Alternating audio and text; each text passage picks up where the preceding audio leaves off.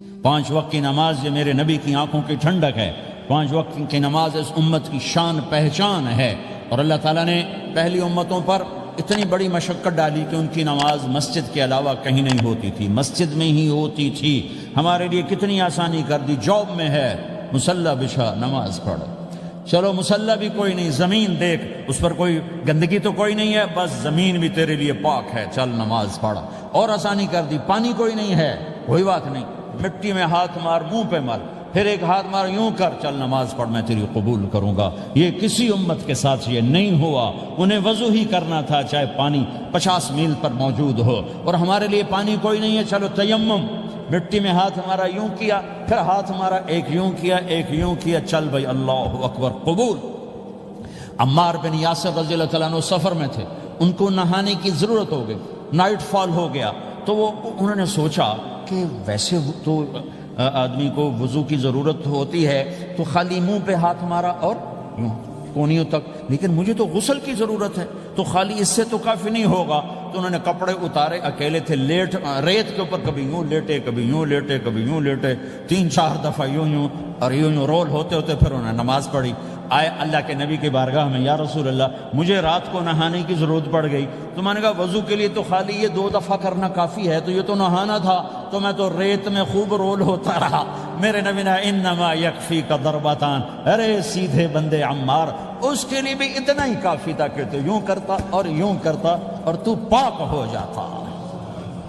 اللہ نے اس نبی کے طفیل، اس محبوب مصطفیٰ صلی اللہ علیہ وسلم کے طفیل، اللہ نے کیا کیا سہولتیں اور آسانیاں ہمیں عطا فرمائی۔ پھر نماز 4 کی 2 رکعت کر دی کہ بھئی تم مسافر ہو 2 پڑھو، روزے میں سفر میں روزہ معاف کر دیا، بعد میں رکھ لینا، بعد میں رکھ لینا، قضا کرنے کا حکم، بالکل چھوڑنے کا نہیں۔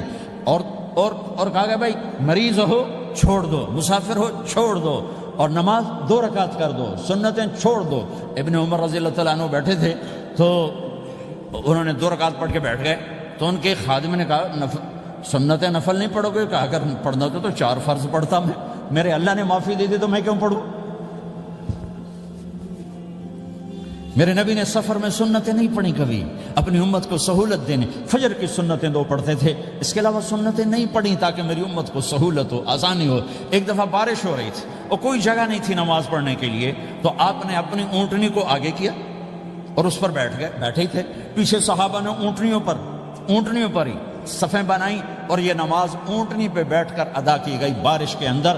نماز اونٹنی کے اوپر نماز بھی ہو گئی، رکوع بھی ہو گیا، سجدہ بھی ہو گیا، سلام بھی ہو گیا۔ پہلی امتوں کے لیے نہیں تھا، سجدہ ہی کرنا پڑے گا۔ یہ اللہ کے محبوب مصطفیٰ صلی اللہ تعالی علیہ وسلم کی طفیل، میرے اللہ نے ہم پہ فضل و احسان کیا، تو میرے نبی کی زندگی میں عبادات میں نماز سب سے اعلیٰ نظر آتی ہے، سب سے نمایاں نظر آتی ہے۔ اور پھر بازار میں، گھر میں، دفتر میں، ماحول میں میرے نبی کے اخلاق، یہ زندگی کا دوسرا روشن پہلو ہے۔ میرے نبی کی ساری زندگی 2 لفظوں میں آتی ہے، عبادت اخلاق، عبادت اخلاق، یا 2 اور لفظ، حقوق اللہ حقوق العباد، حقوق اللہ حقوق العباد۔ حقوق اللہ میں نماز سب سے اعلیٰ، اور حقوق العباد میں لوگوں کی برداشت کرنا، لوگوں سے درگزر کرنا، معاف کرنا، جھوٹ سے بچنا، دھوکے سے بچنا۔ میرے نبی سے پوچھا گیا یا رسول اللہ مسلمان کنجوس ہو سکتا ہے؟ ہم نے کہا ہو سکتا ہے۔ یا رسول اللہ مسلمان کمزور ہو سکتا ہے، بزدل ہو سکتا ہے، ڈرپوک ہو سکتا ہے؟ آپ نے کہا ہو سکتا ہے۔ یا رسول اللہ مسلمان جھوٹ بول سکتا ہے؟ آپ نے کہا نہیں، جھوٹ نہیں بول سکتا، جھوٹ نہیں بول سکتا۔ ہاں، الا لعنت اللہ علی الکاذبین، جھوٹوں پہ اللہ کی لعنت۔ اس لعنت کے ساتھ 400 پاؤنڈ بچا لیے، 4000 بچا لیے، 4 ملین بچا لیے، 4 بلین بچا لیے، 4 ٹریلین بچا لیے، ساری دنیا کو بچا لیا، اور اوپر اللہ کی لعنت پڑی تو اللہ کی قسم گھاٹے کا سودا ہے۔ اور سچے ہو گئے، سچ بولا، یہ میں 100 پاؤنڈ کماتا ہوں، لے لو جو لینا ہے اس میں سے، یہ میں 1000 پاؤنڈ کماتا ہوں، لے لو جو لینا ہے، یہ میں 50,000 پاؤنڈ کماتا ہوں، لے لو جو لینا ہے، کہ مسلمان کی زبان سے جھوٹ نہیں نکلتا، سچ ہی بولتا ہے۔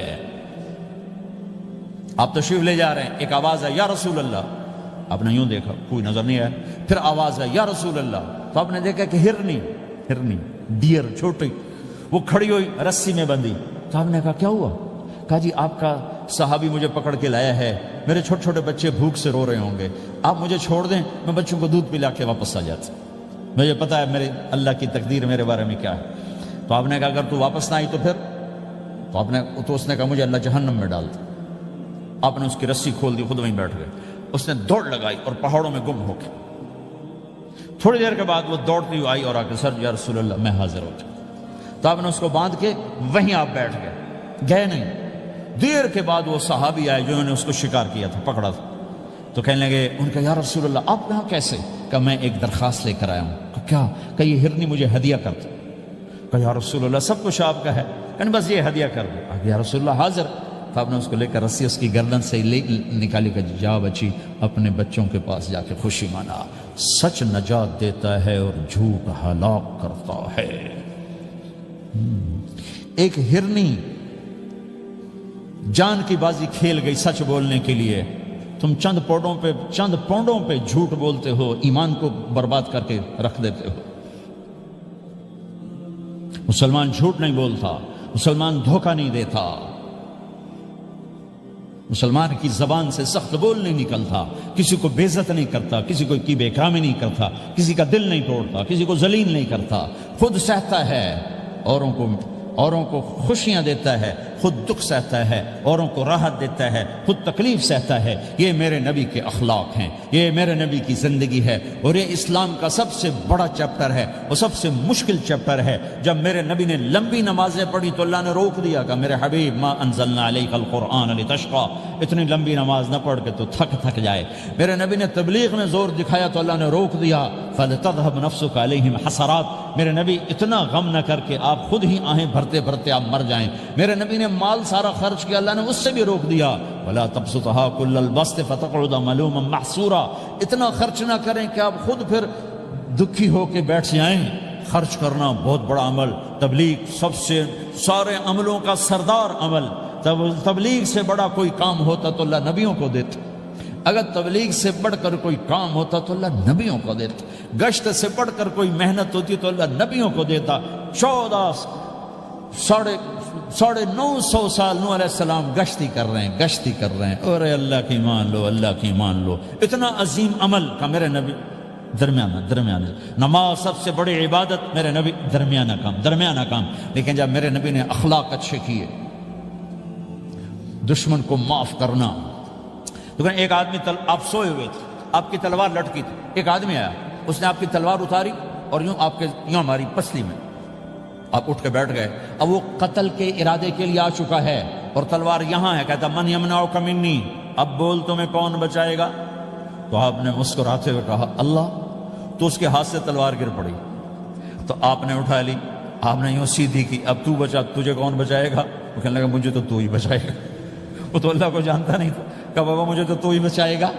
تو آپ کہتے ہیں اس کا سر اڑا دو، یہ نبی کو قتل کرنے آیا ہے۔ میرے نبی نے فرمایا کلمہ پڑھتے ہو؟ کہا نہیں پڑھتا۔ کہا جاؤ معاف کیا۔ یہ میرے نبی کے اخلاق ہیں۔ 20 سال جنہوں نے قتل کے منصوبے بنائے، مکہ والے، جب آپ مکہ میں فاتحانہ داخل ہوئے، ابو سفیان سب سے زیادہ آپ کو دکھ پہنچانے والوں میں پیش تو آپ نے ابو سفیان کو عزت دی۔ جو ابو سفیان کے گھر میں داخل ہوگا اس کو کچھ نہیں کہا جائے گا۔ آپ تو ابو سفیان کو بلا کے سولی پہ لٹکاتے، اور آپ کہہ رہے ہیں جو ابو سفیان کے گھر میں جائے گا اسے کچھ نہیں کہا جائے گا، جو بیت اللہ میں ہوگا اسے کچھ نہیں کہا جائے گا۔ سارا مکہ سامنے، آپ یوں بیت اللہ کا دروازے پر یوں دونوں ہاتھ ایسے ٹکا کے کھڑے تھے۔ پھر آپ نے کہا میں کیا کروں گا اب تمہارے ساتھ؟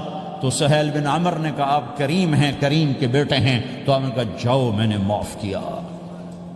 یہ اخلاق آج مٹ چکے ہیں، مردوں سے، عورتوں سے، علم والوں سے، خانقاہ والوں سے، تبلیغ والوں سے، سب زیرو ہوئے پڑے ہیں۔ جب تک یہ اخلاق زندہ نہیں ہوتے اسلامی زندگی قائم نہیں ہو سکتی، اسلامی معاشرت قائم نہیں ہو سکتی۔ اور دین دو چیزوں سے آگے پھیلتا ہے، ایک دعوت اور ایک اخلاق۔ دعوت اور اخلاق، دعوت نہیں ہوگی تو اخلاق وہیں پڑے رہ جائیں گے، اخلاق نہیں ہوں گے تو دعوت کوئی قبول نہیں کرے گا۔ میرے نبی نے کتنے معجزے دکھائے مکے میں، نہیں کلمہ پڑھا۔ بدر میں ان کے 70 مارے گئے، فرشتوں کو دیکھا، جبریل کے گھوڑے کی آواز سنی، کلمہ نہیں پڑھا۔ خندق میں شکست ہوئی، کلمہ نہیں پڑھا۔ پانی نکلتے دیکھا، انگلیوں سے کلمہ نہیں پڑھا۔ ایک بکرے کا ایک بازو پکایا، ایک بازو بکرے کا، ایک اگلا جو بازو ہوتا، اور 40 آدمیوں نے کھانا کھایا اور ایک بوٹی کم نہیں ہوئی، کلمہ نہیں پڑھا۔ لیکن جب میرے نبی نے کہا جاؤ معاف کیا تو سارے ہی کلمہ پڑ گئے کہ واقعہ یہ اخلاق نبی کے ہو سکتے۔ حنین کی جنگ میں جب بھاگے لوگ، شکست ہوئی، تو ایک صحابی کا بھاگتے ہوئے پاؤں ہمارے نبی کا پاؤں پر آیا، اور جوتا سخت تھا، تو آپ نے کہا اوجعتنی، اور آپ کے ہاتھ میں چھڑی تھی، آپ نے اس کو یوں ماری، اوجعتنی، ارے تو نے مجھے کتنا زیادہ درد پہنچایا، دکھ پہنچایا۔ وہ بیچارے پگھل کے رہ گئے اور پریشان ہو گئے، اور کہیں فرماتے ہیں سارا دن میں پریشان، ساری رات پریشان کہ اللہ کے نبی کو میں نے تکلیف پہنچائی، اب میرا کیا بنے گا۔ اگلا دن ہوا تو اعلان ہو رہا تھا بھائی جس کا پاؤں نبی کے پاؤں پہ آیا تھا اس کو اللہ کے نبی بلا رہے ہیں۔ تو صحابی کہنے لگے میں نے سمجھا بس اب میری تو دنیا بھی گئی اور آخرت بھی گئی، اب میرے اوپر کیس بنے گا اور مجھے ڈانٹ ڈپٹ بھی ہوگی، میرا کتنا بڑا گھاٹا نقصان ہوگا۔ یہ حاضر ہوئے ڈرتے ڈرتے، تو آپ نے فرمایا میرے بھائی کل میں نے تمہیں چھڑی ماری تھی، وہ مجھے معاف کر دینا، اور یہ 80 اونٹ تمہیں ہدیہ دیتا ہوں، 80 کیملز یعنی 80 پراڈو، 80 رینج روور کا یہ میری طرف سے تمہیں ہدیہ ہے۔ وہ حیران پریشان، یہ میرے نبی کے اخلاق ہیں، یہ میرے نبی کے اخلاق ہیں۔ کانٹے بچھانے والی نے 4 دن آنا چھوڑ دیا، بیمار ہو گئی تھی، تو آپ نے کیا بات ہے، وہ ہمارے راستے میں اب کانٹے کوئی نہیں ہیں، کہا جی وہ بیمار پڑی ہے جو کانٹے بچھاتے تھے، تو آپ اس کے گھر چلے گئے، ماں جی خیریت تو ہے، آپ ٹھیک تو ہیں، کہا بیٹا مجھے کلمہ پڑھا دے، بس تیرے اخلاق نے مجھے فتح کر لیا ہے۔ میرے بھائیوں یہ چیپٹر بھول چکے ہیں، بھول چکے ہیں، بھول چکے ہیں۔ جب تک یہ چیپٹر زندہ نہیں ہوگا زندگی اسلامی نہیں بنے گی، معاشرہ اسلامی نہیں بنے گا، اور آگے قوموں کے لیے اسلام کا دروازہ نہیں کھلے گا۔ ہمیں معاف کرنا آتا ہو، ہمیں گالی دینے والے کو دعا دینا آتا ہو، غیبت کرنے والے کی تعریف آتی ہو، اور غیبت کرنے سے، غیبت سننے سے اپنے آپ کو ایسے بچاؤ جیسے زہر سے بچا دو، اسے آگ سے بچاتے ہو۔ ایک دوسرے کو نفرت کا بول نہ بولو ورنہ ساری زندگی تباہ و برباد ہو جائے گی۔ میرے رب کی قسم، میرے نبی نے کہا ایک زبان کا بول انسان بولتا ہے اور جہنم کی گہرائیوں میں گر جاتا ہے، اور ایک زبان کا بول انسان بولتا ہے اور جنت کے درجات پر چڑھ جاتا ہے۔ یہ زبان بہت طاقتور چیز ہے، میں ہر بیان میں اس کو دہرا رہا ہوں کہ جتنا یہ عمل ختم ہو چکا ہے اتنا کوئی عمل بھی نہیں ختم ہوا ہے۔ اور ایک صحابی ہیں ابو دجانہ۔ کون ابو دجانہ؟ السابقون الاولون من المہاجرین والانصار، اس میں پہلی صف کے صحابہ۔ کون ابو دجانہ؟ جب آپ حج پر گئے تو اپنی جگہ مدینے کا امیر ابو دجانہ کو بنایا۔ ابو دجانہ حج میں شریک نہیں ہوئے کہ آپ نے اپنی جگہ ان کو اپنا نائب بنا کے وہاں کھڑا فرمایا ابو دجانہ میری جگہ پر مدینے کا امیر ہے، یہ وہ ابو دجانہ ہیں۔ کون ابو دجانہ؟ جو جنگ بدر سے لے کر آخری حج تک ہر سفر میں شریک ہیں، ہر سفر میں شریک ہیں۔ ان کی ایک بات میں بتانا چاہتا ہوں، پہلے تھوڑی سی ان کی ہسٹری بتانا چاہتا ہوں۔ کون ابو دجانہ؟ احد کی جنگ میں آپ نے تلوار اٹھائی، کہا اس تلوار کو کون لے گا؟ کئی صحابہ کھڑے ہو گئے۔ آپ نے کہا اس تلوار کا حق کون ادا کرے گا؟ سارے بیٹھ گئے، 3 آدمی کھڑے رہے، ایک زبیر بن عوام، ایک عمر بن خطاب، ایک ابو دجانہ۔ ان کا نام ہے سماک بن خرشنہ، سماک بن خرشنہ ان کا نام ابو دجانہ سے مشہور ہے۔ تو آپ نے تلوار نہ عمر کو دی، نہ زبیر کو دی، ابو دجانہ کو دی۔ تو عمر رضی اللہ عنہ نے تو محسوس نہیں کیا، حضرت زبیر نے محسوس کیا کہ اس کو کیوں دی، مجھے کیوں نہیں دی، میں مہاجرین میں سے ہوں، میں پھوپھی کا بیٹا ہوں، میں اس سے دلیری میں کم نہیں ہوں۔ بلکہ حضرت زبیر کی دلیری کی تو دھک تھی، جدھر سلوار چلتی تھی کاٹتی چلی جاتی تھی، کہنے کہ میں دیکھوں گا یہ کیا کرتا ہے۔ تو ابو دجانہ کے پیچھے پیچھے زبیر ہو لیے۔ تو ابو دجانہ نے جو حملہ کیا تو 3000 کا لشکر تھا، اس کو چیر کے پار نکل کے، پورے لشکر کو کاٹ کے پار نکل کے، اور آگے عورتیں کھڑی تھیں جو مکے کے لشکر کو تیار کر رہی تھیں۔ نحن بنات طارقی نمشی علی النمارقی مشی القتل بوارقی المسک فی المخالقی المسک فی المفارقی والدر فی المخالقی ان تقبلوا نعانقی وتدبروا نفارقی فراق غیر وامقی، یہ گانا گا رہی تھیں اور ان کو تیار کر رہی تھیں۔ تو جب ابو دجانہ کی تلوار نظر آئی تو سب بھاگی، ہندا پکڑی گئی، تو آپ نے یوں اپنی تلوار ہندا کے سر پر رکھی، انہوں نے چیخ ماری، تلوار ہٹا لی۔ تو زبیر پیچھے پیچھے کہ کیا کیا ہے؟ جنگ میں اگر کوئی عورت حصہ لے اسے مارنا جائز ہے، ویسے جائز نہیں ہے، عورت کو، بچے کو، بوڑھے کو ہاتھ لگانا جائز نہیں ہے۔ تو انہوں نے کہا تلوار کیوں نہیں چلائی؟ کہا میرے محبوب کی تلوار ہے، عورت کے خون سے رنگین کر کے اس کی شان نہیں گھٹانا چاہتا، یہ میرے نبی کی تلوار۔ پھر واپس ہوئے، پھر اٹیک کیا اور پھر مجمع کو چیر دیا۔ سامنے ایک آدمی آ رہا تھا ہاتھی کی طرح، اتنا لمبا موٹا تازہ، تو زبیر کہنے لگے میرے جی میں آیا کبھی اس کی ٹکر ہونا پھر میں دیکھوں ابو دجانہ کیا چیز ہے۔ تو اللہ کا کرنا ایسا ہوا ابو دجانہ دونوں آمنے سامنے ہو گئے، تو وہ ایسے شاہ سوار تھے کہ دونوں طرف کے لشکر ذرا تھم گئے اور وہ دونوں بھڑ گئے۔ ابو دجانہ کے اپنے جوہر، اس پہلوان کے اپنے جوہر، غبار اٹھا، مٹی اٹھی، اور اس کی اپنی طاقت، ان کی اپنی طاقت، انہوں نے ابو دجانہ کو اس نے زخمی کر دیا۔ ابو دجانہ نے جو جوش میں آ کے ماری تلوار، اس کو لگی یہاں، تو اتنی طاقت سے لگی کہ اس کے نیچے اتر کر 2 ٹکڑوں میں تقسیم کر دی۔ ماری تو ایک حصہ ادھر، ایک حصہ، پھر یوں دیکھا اور اپنے چہرے سے لوہے کی ٹوپی اتاری، اما ترا انا ابو دجانہ، کیا دیکھ رہے ہو؟ میں ہوں ابو دجانہ، تلوار صحیح لی ہے میں نے، غلط نہیں لی۔ یہ ابو دجانہ ہیں۔ اور جب شکست ہو گئی احد کی جنگ میں، اور پھر 10-12 آدمیوں نے آپ کو گھیرے میں لیا ہوا تھا، ان میں ایک ابو بکر تھے، عمر تھے، علی تھے، طلحہ تھے، زبیر تھے، سعد بن ابی وقاص تھے، اور سہل بن حنیف تھے، عبادہ قتادہ بن نعمان تھے، اور ابو دجانہ تھے رضی اللہ تعالی عنہم۔ ان میں سے ایک ابو دجانہ بھی تھے، اور یمامہ کی جنگ میں ابو دجانہ شہید ہوئے، یمامہ کی جنگ میں شہید ہوئے۔ یہ ابو دجانہ کی تھوڑی سی سیرت آپ کے سامنے آئی ہے۔ اس کے بعد اب آپ ان کے قول کو سنو تاکہ اس کا وزن آپ کے سامنے آئے۔ یہ بدر کے شریک ہیں، اللہ کے نبی نے کہا بدر کا صحابی جو مرضی کرے بخشا گیا۔ یہ صلح حدیبیہ کے شریک ہیں، اللہ نے قرآن میں کہا لقد رضی اللہ، میں ان سے راضی ہو گیا۔ یہ صحابی ہیں، اللہ نے کہا کلا وعد اللہ الحسنى، اے میرا نبی تیرے ہر صحابی کے لیے جنت کا وعدہ ہے۔ اور اب یہ کیا کہتے ہیں؟ یہ کیا کہتے ہیں لوگو؟ ان ارجع عملی عند، لوگو میرے پاس، ابو دجانہ میرے پاس بخشش کا سب سے بڑا عمل جانتے ہو کیا ہے؟ بدر نہیں، احد نہیں، حدیبیہ نہیں، خندق نہیں، خیبر نہیں، فتح مکہ نہیں، آخری حج نہیں۔ کیا ہے؟ کیا ہے لوگو؟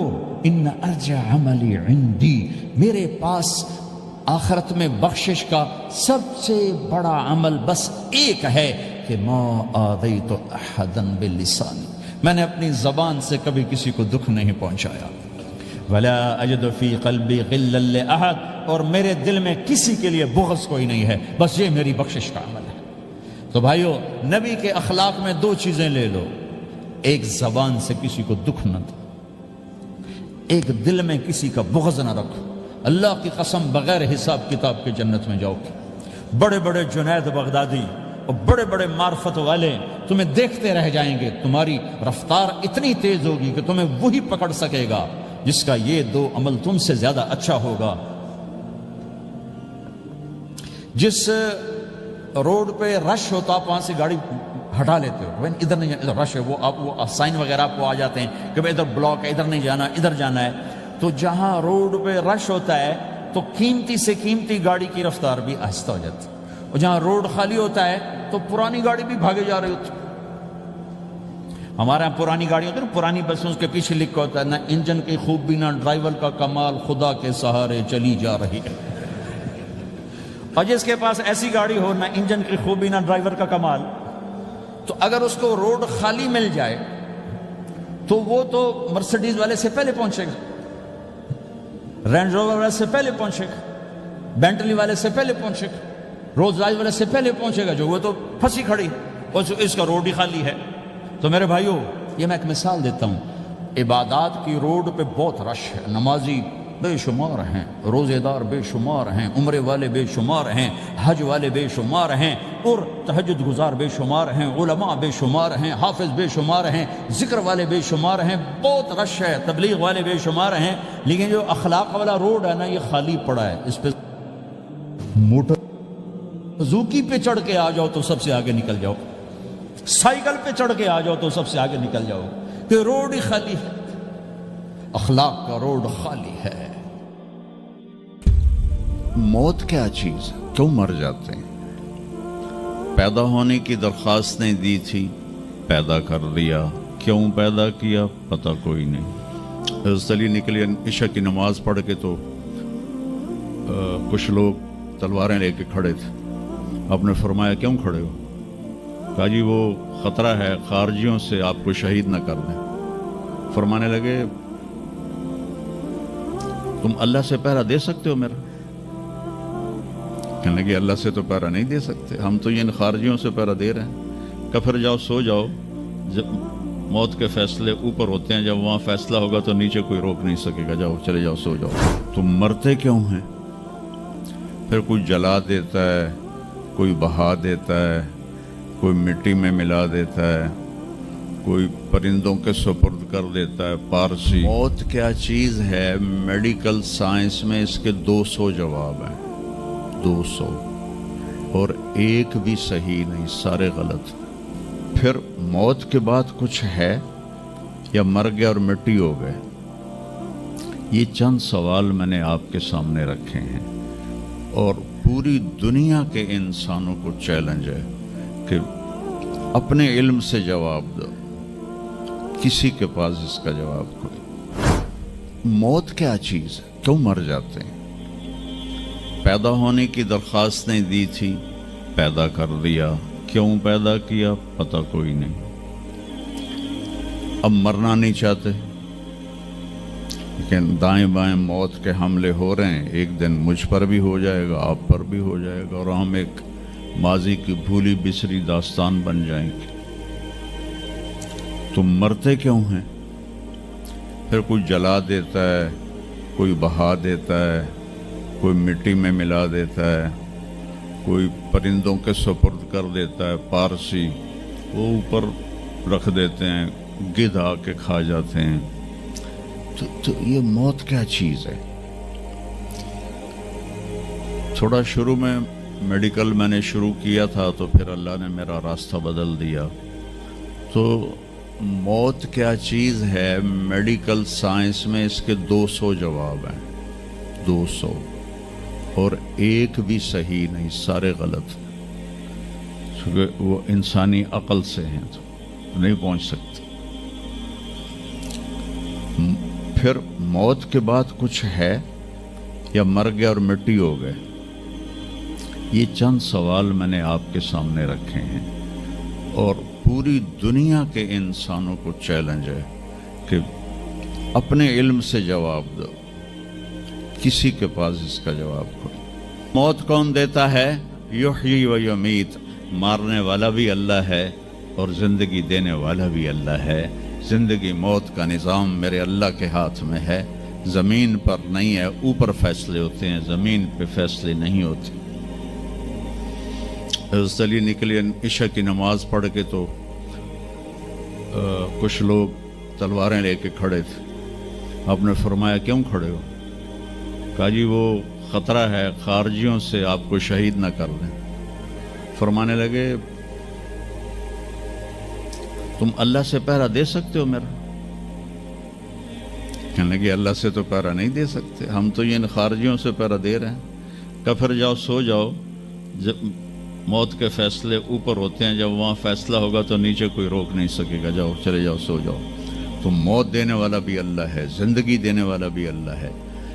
मौत के बाद क्या होगा वो भी हमारे अल्लाह ने हमारे नबी की ज़बान से हमें बताया कि मेरा रब इज़ा ज़ुलज़िलतिल अर्दु ज़िलज़ालहा, ज़मीन में ज़लज़ला आएगा।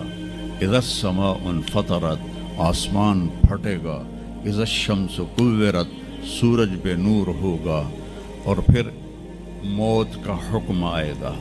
और अल्लाह एक तो आज फ़र्द की मौत है, एक मर्द की मौत है, एक औरत की मौत है। एक दिन आएगा जब इज़ा शम्सु कुव्विरत, ये भी मेरे नबी ने बताया कि एक ज़लज़ले के साथ कायनात को फाड़ दिया जाएगा। फिर पहले आसमान के फरिश्ते मार देगा, दूसरा, तीसरा, चौथा, पांचवा, छठा, सातों आसमान के फरिश्ते मार के अल्लाह पूछेगा कौन बाकी है? मलकुल मौत इज़राइल से वो कहेगा या अल्लाह अर्श के फरिश्ते और हम 4 बाकी हैं। तो अल्लाह ताला कहेगा जिब्रील और मीकाईल को मौत दे दो।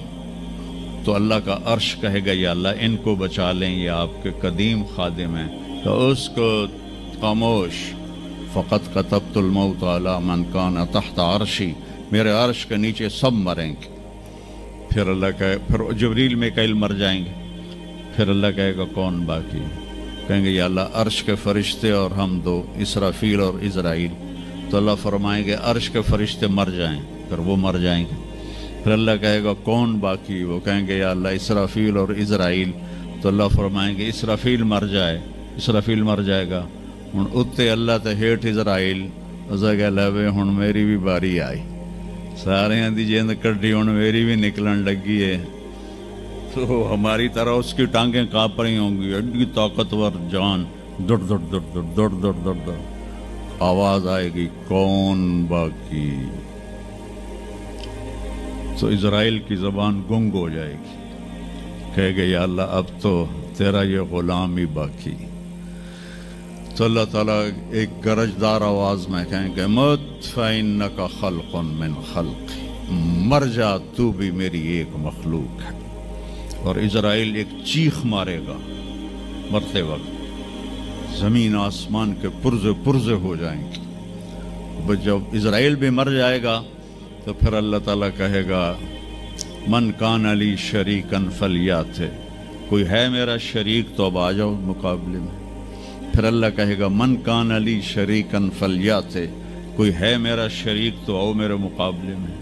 من کان علی شریکن فلیات، کوئی ہے میرا شریک تو آؤ میرے مقابلے میں. سناٹا. پھر اللہ کہے گا این الملوک، بادشاہ کدھر ہیں؟ این الجبارون، ظالم کدھر ہیں؟ این المتکبرون، تکبر والے کدھر ہیں؟ لمن الملک اليوم، آج کس کی بادشاہی ہے؟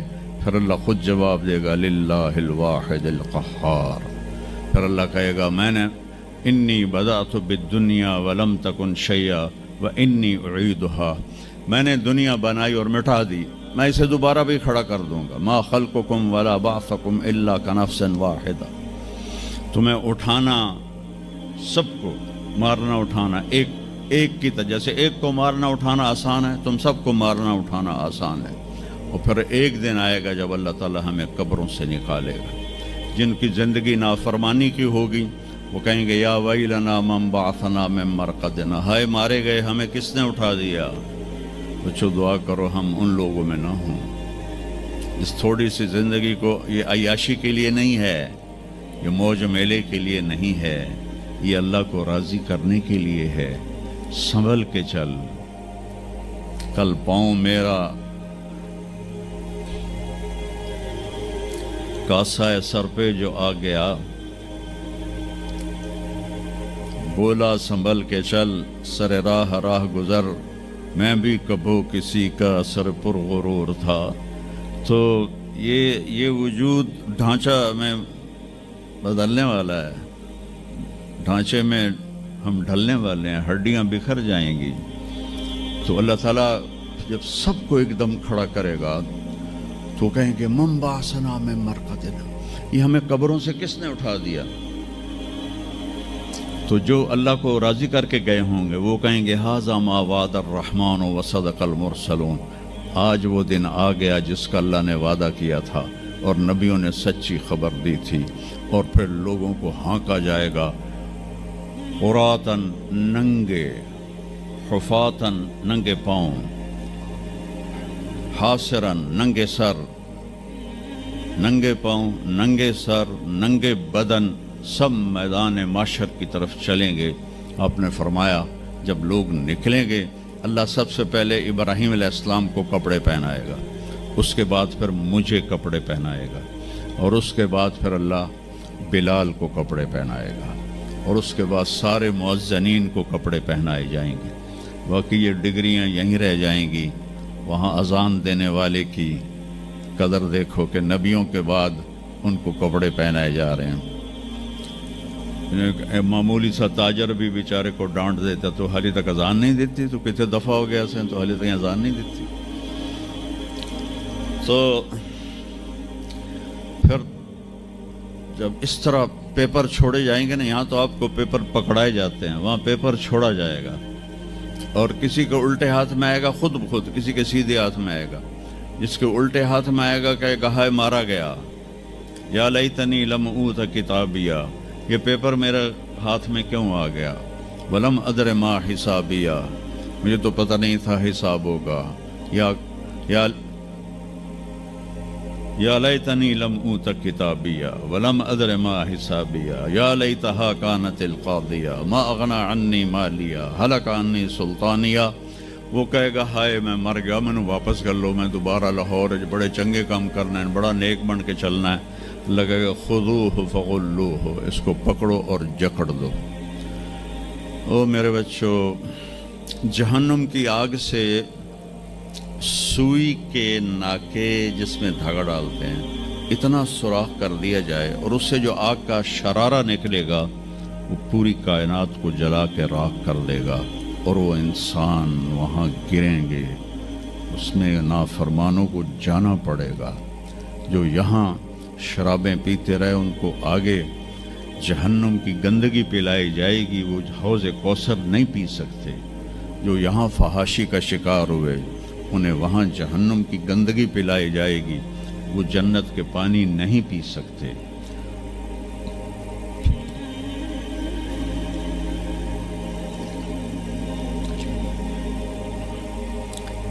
وہ جس کے سیدھے ہاتھ میں آئے گا کہے گا ہو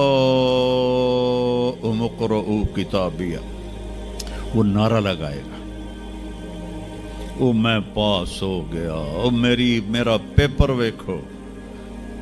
ہم جو سینٹرل ماڈل سکول بہت ٹاپ کا سکول تھا 60s میں. 3 سکول بڑے تھے, ایک ایچسن, ایک سینٹ اینتھنی اور ایک سینٹرل ماڈل. میں نے سینٹرل ماڈل میں پڑھا. تو ہاسٹل میں سارے تقریباً ہم زمینداروں کے لڑکے تھے. تو جو کچھ تھوڑے تھے جابین والدین کے لڑکے وہ تو پڑھتے تھے شوق سے, اور جو ہم تھے ہمیں وہ زمین کا خمار ہوتا تھا, ہم پڑھتے نہیں تھے, وہ نقل مار کے پاس ہو جاتے تھے. تو وہ مجھے ایک عبد الواحد میرا روم میٹ تھا, اس کا نقشہ مجھے یاد آ رہا ہے اس آیت کے پیچھے. تو وہ بالکل ماشاءاللہ ہمیشہ ہی نیچے سے ہی فرسٹ آیا کرتا تھا. تو وہ میں اپنے کمرے میں بیٹھا تھا تو اس کے ہاتھ میں ایسے پیپر, اوے دیکھو میں پاس ہو گیا جی, او میں پاس ہو گیا جی, او میں پاس ہو گیا جی, اے دیکھو اے دیکھو اے دیکھو. تو مجھے اب وہ عبد الواحد یاد آتا ہے کہ اللہ کی قسم یہی منظر ہوگا جب سیدھے ہاتھ میں آئے گا نا پیپر, تو چاہے مرد عورت کہیں گے او دیکھو میں پاس ہو گیا, او دیکھو میں پاس ہو گیا, او دیکھو میں پاس ہو گیا. تو وہ کہیں گے تو پاس کیسے ہوا؟